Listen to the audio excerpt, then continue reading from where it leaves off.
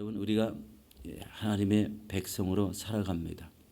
이것은 하나님이 우리를 부르셨기 때문에 하나님의 자녀가 된 거죠. 그러나 이런 하나님의 백성으로 살아가면서 우리가 취해야 될 것이 있습니다. 그것은 바로 성화입니다. 우리가 이 거룩한 모습으로 변화되지 않으면 크리스찬이란 말, 성도란 말이 잘 되지 않죠. 이렇게 거듭난다는 것은 우리 베드로전서 1장에 보면은 우리 산 소망이 있다. 우리 거듭난 산 소망을 가지고 살기 때문에 크리스찬이란 성도라는 이 의미 속에 이 성화의 과정은 필수적이다라는 것을 생각하게 됩니다. 예수 그리스도를 처음 믿으면 영적인 갓난아기가 되죠. 오늘 읽지는 않았지만 우리 2절 말씀이죠. 갓난아이들 같이 순전하고 신령한 젖을 사모하라고 합니다. 이 순전하고 신령한 젖은 하나님의 말씀을 말합니다. 하나님의 말씀으로 살아가게 되는 거죠. 그런데 이런 성화를 이루어 나가는 사람들에게 꼭 피해야 될 것이 있고 사모하라는 말씀을 주고 있습니다. 여러분, 성화의 과정 속에 꼭 피해야 될 것이 우리 2장 1절의 말씀인데요. 모든 악독을 버려야 됩니다. 모든 악독과 모든 기만과 모든 외식과 모든 시기와 모든 비방하는 말을 버리라. 하나님의 자녀들이요, 이런 악독과 외식, 모든 악독과 기만과 외식과 시기와 이런 비방하는 말을 계속한다면은요, 이 성화라는 말을 쓸 수가 없습니다. 성화라는 말은 거룩하게 변화된다는 말인데, 우리 크리스찬으로서 교회에 왔다고 그래서 금방 크리스찬이 되지 않는다는 겁니다. 이런 거룩한 성화의 어느 단계를 거치고 예수 그리스도와 연합된 그 시점부터 크리스찬이라는 거예요. 이 크리스찬의 의미가 바로 그런 거죠. 그리고 이 사모하는 말은 이 신령한 젖, 하나님의 말씀을 사모하여서 바로 그 말씀을 통해서 구원에 이르도록 자라가라고 이렇게 말씀하고 있습니다. 이것이 우리 사도 베드로가 권면하는 말이지만 성경 전체의 말씀입니다. 온전한 크리스찬이 되는 방법은 온전히 하나님의 말씀으로 자라가야 된다. 그것을 말씀하고 있습니다. 오늘 봉독했더니 본문의 말씀은 바로 성도가 보배로운 산돌이신 예수께 나아가 그 산돌같이 신령한 집을 세우고 바로 이 거룩한 영화의 과정을 온전히 세우고 하나님의 기뻐 받으실 이런 신령한 제사를 드린 거룩한 거룩한 제사장이 되라고 말씀하고 있습니다. 오늘 저는 이 성도가 세워야 될 신령한 집이 무엇인지 우리 함께 살펴보도록 하겠습니다. 우리 2장 4절 말씀이죠. 사람에게는 버린 바 되었으나 하나님께는 택하심을 입은 보배로운 산돌이신 예수께 나아가라. 여러분, 사람에게 버린 바 되었다는 말은 예수 그리스도께서 우리 당시에 유대의 제사장들에게 버림을 받고 그리고 바리새인들에게 또 유대 백성들에게 버림을 받고 또 로마 사람들까지도 로마 군인들까지도 예수님을 버리는 이 버림을 받았다. 그래서 이 세상 사람들에게 버림을 받아 십자가에 죽으신 것을 의미합니다. 그렇지만 하나님께서는 예수 그리스도가 십자가에서 죽게 하셨지만 하나님의 권능으로 말미암아 죽음을 이기게 하시고 부활하게 하셔서 보배로운 산돌이 되게 하셨습니다. 여기서 산돌이란 의미는요, 유대인들은 이 산돌이란 의미를 구약의 메시아다 이렇게 표현을 했다는 겁니다. 산돌이라는 의미는 예수 그리스도께서 산돌이라고 표현할 때는 구약의 메시아, 우리 신약에 와서 예수 그리스도라는 그런 의미가 산돌입니다. 그리고 신약에 와서는 예수 그리스도는 모퉁이의 머릿돌이다. 우리 봉독하진 않았지만 우리 7절, 우리 오늘 본문 내용의 7절, 모퉁이의 머릿돌이 된다 이렇게 표현했는데 이 말씀은 마태복음 21장에도 나와 있는 말씀입니다.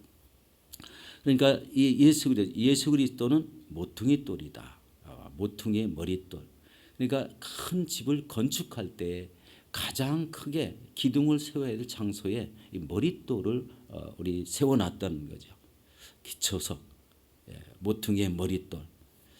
그러므로 우리 반석 산돌이신 예수님께서 바로 영원한 생명을 주시는 바로 교회의 기초석이 되므로 우리는 그 위에 그 예수 그리스도 위에 신령한 집을 건축하여 바로 성령이 거하시는 전을 이루어야 된다는 겁니다. 이게 의미가 좀 잘 전달이 돼야 될 것 같아요. 예수 그리스도가 이 교회의 기초석인데 그 기초석 위에 성도가 다시 그 위에 신령한 집을 지어서 연결하면은 이게 교회가 되는 겁니다.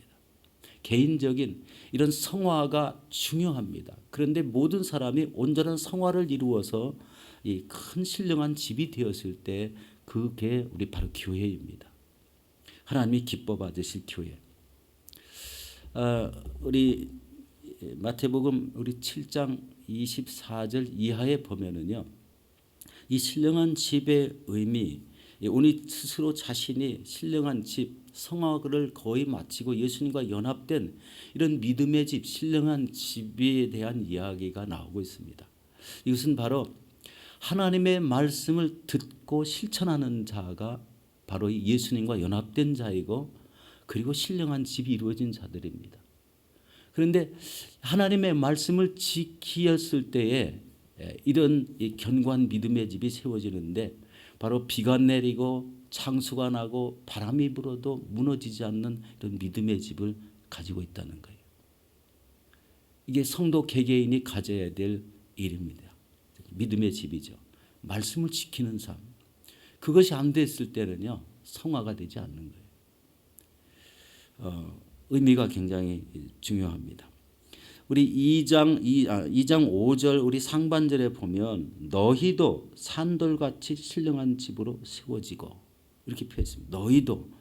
너희도 산돌같이 신령한 집으로 세워지고 4절에서는 그리스도를 산돌에 비유하였지만 5절 상반절에서는 너희도 산돌같이 신령한 집으로 세워지라. 여기서 산돌같이라는 그런 말은 그리스도 앞에 나오는 자는 누구든지 산돌이 되며 생명의 근원 되신 그리스도와 연합이 되고 다른 그리스도와 더불어 하나가 되어야 할 존재들이다. 이 교회는 믿음의 공동체이기 때문에요, 한 사람, 한두 사람이 교회를 이룰 수가 없습니다. 물론 두 사람이 내 이름으로 모인 것에는 나도 그들 중에 있다고 말씀을 하셨습니다. 그러나 이 교회의 큰 공동체는 모든 성도님들이 신령한 모습으로 세워진 하나의 공동체이다라는 것을 여기서 알 수가 있습니다. 그리고 이제 5절에 보면은 신령한 집으로 세워졌다. 이 신령한 집이란 바로 그리스도인들을 바로 이 제사와 연결합니다. 5절에 보면은요, 끝부분에 하나님이 기쁘게 받으실 신령한 제사를 드린다. 이런 제사장이 되라 이렇게 이야기를 하고 있는데요. 여기 거룩한 신령한 집, 그리스도인을 제사와 연결하고 있는 이런 말씀들이 바로 거룩한 성도들이 모인 교회이다. 그리고 여기서 신령하게 세워진다. 이제 어디 말씀이냐면요, 우리 5절 상반절 신령한 집으로 세워지고라는 이 말의 원어를 보면은요, 우리 베드로에게 마태복음 16장에 이런 말씀을 하죠. 우리 예수님께서 내가 이 반석 위에 내 교회를 세운다. 이 세운다는 말하고 우리 동일한 이런 원어를 썼다는 거예요. 그래서 이 성도들이 여기 신령한 집으로 세워진다는 것은 내 반석 위에 내 교회를 세운다라는 이런 귀한 의미가 함께 포함되어 있다는 것을 보게 됩니다. 여기서 중요한 것은 사람들이 교회에 나왔다고 해서 온전한 성도가 아니라는 겁니다. 온전한 성도가 아니고 먼저 예수 그리스도에 나왔으면 이 성화의 과정을 충분히 거치면서 예수 그리스도가 나와 연합이 되었을 때 그때 비로소 크리스찬 성도라는 이 말을 쓸 수가 있다는 겁니다. 이 말이 굉장히 우리 개인적으로도 중요한 말이고 우리 신앙 성숙을 어떻게 일어나 나가야 될지에 아주 참된 귀한 말씀이 되는 것입니다. 그래서 이 성도들이 이런 거듭난 온전한 성화를 이루고 그리스도와 연합된 성도들이 모여 있는 이 장소가 바로 교회이고 우리 예수 그리스도가 그 안에 항상 함께 계시는 역사가 생기게 됩니다. 두 번째는 거룩한 제사장이 되는 건데요. 바로 5절 하반절의 말씀이죠. 예수 그리스도로 말미암아 하나님이 기뻐 받으실 신령한 제사를 드릴 거룩한 제사장이 될지라. 여기서 온전히 성화된 성도님들은 바로 이 거룩한 제사장이 된다는 말씀입니다. 이 말씀은 크리스찬들이 영적 생명을 가진 이런 산돌이라는 것과 그리고 성도 한 사람 한 사람이 신령한 제사장이 되었음을 의미하는 것입니다. 예수 그리스도께서 하셨던 사역을 바로 이런 온전한 성화가 된 사람들이 이제 한 사람이 개인적으로도 사역을 할 수 있지만 교회가 전체적으로 이 예수 그리스도의 하셨던 사역을 감당해 내라는 것입니다. 그게 온전한 예배의 삶입니다. 이 새로운 제사장의 삶, 제사장 하면은 구약적인 표현이라서 우리 마음에 잘 들어오지 않을 수 있지만 오늘날 예배를 말씀하기 때문에 바로 이 새로운 제사장의 역할은 바로 온전한 예배를 드리라는 겁니다. 여기서 신령하다라는 말은 영적인 영에 속한 의미죠. 우리 영에 속한 또 영적인 제사는 성령의 감동하심에 따라서 하나님께 드리는 영과 진리의 예배이다. 이 말은 우리 로마서 12장 1절의 말씀이죠. 그러므로 형제들아 내가 하나님의 모든 자비하심으로 너희를 권하노니 너희 몸을 하나님이 기뻐하시는 거룩한 산 제물로 드리라는 말씀입니다. 여기서 바로 이 신령한 예배라는 그 말씀은 예수 그리스도의 이름을 높이고 찬양과 경배를 드리는 거룩한 예배도 있지만 바로 온전한 선행과 구제의 삶이 이 귀한 예배에 속한다는 거죠. 이 하나님이 기뻐하시는 제사가 바로 세상에 나와서는 행함이 뚜렷한 이런 영적인 예배 중에 하나가 우리 선행, 어려운 이웃을 돕고 그리고 진짜 입을 것이 없고 먹을 것이 없는 이런 사람들을 우리 가리지 않고 도와줄 수 있는 이런 자세를 가진 사람들이 바로 이 온전한 예배자라는 겁니다. 그래서 히브리서 13장 16절에는 이런 말씀을 주고 있습니다. 오직 선을 행함과 서로 나누어 주기를 잊지 말라. 하나님은 이 같은 제사를 기뻐 받으시느냐. 미국 기독 실업인으로서 미국 국민들한테 큰 존경을 받는 아더 마디스 장로님이라는 분이 계십니다. 이분은 얼마나 철저하게 예배 생활을 했는지요. 이분의 인생관은 어떤 인생관을 가졌냐면 주일 성수를 엄청 이렇게 귀중하게 여겼다는 겁니다. 주일 성수를 했다는 것은 예배를 이 하나님 전에서 드리는 예배를 굉장히 귀중히 여겼다. 두 번째는 온전한 11조 하나님 명령하신 이 수입에 대한 이 11조를 철저하게 지킨 분이고 그리고 하루의 첫 시간을 기도하는 시간으로 꼭 정했다는 겁니다. 여러분이 같이 새벽전에 나와서 기도하는 삶을 살았다는 겁니다. 그리고 네 번째는 내 가정의 주인을 예수님으로 다 모셨다는 거. 온 가정을 예수 그리스도를 믿게 하고 그런 삶을 살았다. 그리고 다섯 번째는 모든 시간과 돈을 선한 사업에 투자하는 삶을 살았다는 겁니다. 이런 삶을 살았더니 미국에서 10대 갑부가 되었다고 합니다. 그런데 10대 갑부면 미국의 10대 갑부면 어마어마하게 큰 부를 가진 사람이지 않습니까? 그런데 이분이요 전 세계에 여러 가지 선한 일을 했는데 그 선한 일 중에 하나가 우리 한국 대학생 선교회에 50만 부를 기증을 해서 이 대학생 선교회가 막 이렇게 분리듯 일어나게 하는 귀한 역할을 했고 또 7억 달러라는 이 어마어마한 이런 돈을 우리 선교재단에다가 헌금을 함으로 인해서 현 선교재단이 세워지는 큰 역할을 했다. 미국 돈으로 7억 달러면은요 어마어마한 돈이지 않습니까? 이게 좀 꽤 오래된 우리 이야기입니다. 바로 이 장로님의 삶은요, 바로 뭐를 하나님이 기뻐 받으실 신령한 산 제사를 드리고 있다. 바로 이런 의미가 산 제사입니다. 우리 교회 안에서는 바로 이 예배 생활의 철저함, 기도 생활의 철저함, 밖에 나가서는 구제와 다른 사람을 돕는 모든 예배 생활을 철저하게 했다. 그래서 모든 세계 사람들이 존경받는 이런 사람이 되었다는 겁니다. 그런 분들 세계에 너무 많죠. 테레사 수녀님, 자기 모든 삶을 다 포기하고 이런 어려운 이웃, 병들어 찌들고 가난한 이웃들을 찾아가면서 섬겼던 이것을 거룩한 예배라고 확신하며 섬겼던 이 테레사 수녀. 또 우리나라에 보면은 뭐 젊은 의사 안수현 뭐 이런 분들이 계시잖아요. 33살에 죽었지만 우리 치료비 수술했는데 치료비를 낼 사람이 없는 그런 사람들의 자신의 봉급을 다 들여서 그런 사람들을 이렇게 돈을 내줬다고 합니다. 우리 수술하면서 애들을 치료하면서 아이들에게 생일을 묻고 그 생일을 기억했다가 기차를 타고 부산까지 가서 이 어린아이의 생일을 축복해주고 다시 올라오고 바로 이런 삶을 살았는데 바로 이 군인들 우리 가면은 우리 잔디밭에 눕지 말라고 하거든요. 유행성 출혈열에 감염이 돼가지고 그만 이 젊은 나이에 죽고 말았죠. 우리나라 최초의 의사의 장기려 박사님 이런 분이 계시죠.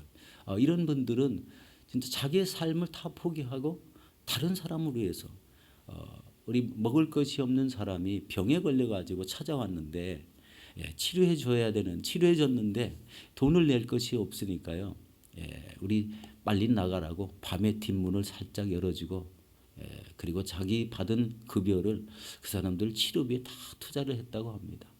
나중에는 자기 살 집이 없어서 우리 병원 옥상 옥탑방 하나를 자기 집으로 이렇게 삼아 살았다고 합니다. 이런 분들의 삶이 바로 신령한 영적 예배의 삶을 사는 사람이었다. 실질적으로 이제 이 마지막 시대에 끝까지 이루어야 되는 믿음은 끝까지 이루어져야 되는 거잖아요. 참된 예배자의 삶이 무엇인지는 바로 이런 예배와 신실된 예배와 실제로 밖에 나가서 이렇게 거룩하게 행하는 이런 구제 활동을 통해서 온전함이 갖춰진다는 겁니다. 이렇게 행하는 사람들은 천국에 자기의 자리가 분명하게 있을 사람이라는 겁니다. 그러나 교회 안에서 크리스찬이 되고 믿음 생활이 오래됐는데 남을 비방하고 악한 말로 우리 2장 1절에 그 악독이라는 말은요. 남을 넘어뜨리려고 악하게 행하는 것을 말하는 그런 뜻이 있습니다. 우리 기만한다. 기만하는 건 속이다는 거죠. 그리고 여러 가지 외식한다. 뭐 이런 말들 시기와 비방하는 말을 한다. 이러는 사람들은요. 아무리 신앙생활을 오래 했더라도 하나님이 받으시지 않는 이런 사람이라는 것을 깨달을 수 있습니다. 아무 의미가 없습니다. 신앙생활을 오래 하는 건 아무 의미가 없습니다. 그래서 우리가 신실한 이런 성화된 참된 모습으로 예수 그리스도와 연합된 이런 삶을 살아가는 이런 참된 모습을 가져야 됩니다. 우리 사랑하는 성도 여러분, 오늘 말씀 한번 정리해 보도록 하겠습니다. 우리도 산돌같이 신령한 집을 세우라. 집을 세우는 바탕은 예수 그리스도입니다. 예수 그리스도에 우리의 신령한 믿음의 집을 세워나가라. 그리고 각자의 믿음의 집을 통해서 교회가 형성되어 있다. 교회의 중요성입니다. 교회는 사람을 물고 뜯고 말로서 사람을 가슴 아프게 하고 이런 데가 아닙니다. 나에게 무슨 말을 들었다고 해서 즉시 반응하지 마십시오. 믿음의 사람은 참고 참아서 그것을 믿음으로 만드는 이런 사람이 되어야 됩니다. 이 신령한 집이라는 개념은요. 하나님이 함께 하시고 성령이 이 안에 운행하시는 집이기 때문에 그렇습니다. 물론 매일매일 인간의 속성이 있기 때문에 회개하는 삶이 필수적입니다. 이런 교회가 신령한 집, 각자의 신령한 이런 사람들께 연합해서 교회를 이루고 또 신령한 제사를 드릴 이런 거룩한 제사장이 되라는 이 말씀의 의미를 되새기면서 여러분 삶에서 바로 이 산 예배를 하나님 앞에 드리는 이런 거룩한 저와 여러분들이 되시기를 예수 이름으로 축원합니다.